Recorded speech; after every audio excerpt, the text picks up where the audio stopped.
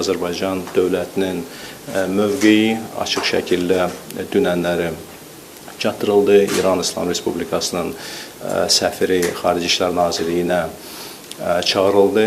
Ona rəsmi nota, etiraz notası təqdim edildi. Azərbaycanın tələbləri və gözləntiləri çatdırıldı. Cənab Prezident dünən xüsusi olaraq Təhlükəsizlik Şurasının iclasını keçirmişdir və orada iclasın açıq hissəsində də Cənab Prezidentin çıxışı var. O, Azərbaycan ictimaiyyətinə açıqdır. O mesajları hamı açıq şəkildə dinləyə bilmişdir. Dünən İran Xarici İşlər Naziri ilə mənim bir neçə əlaqəm olmuşdur. Bu məsələ bütün ciddiliyi ilə müzakirə edilmişdir.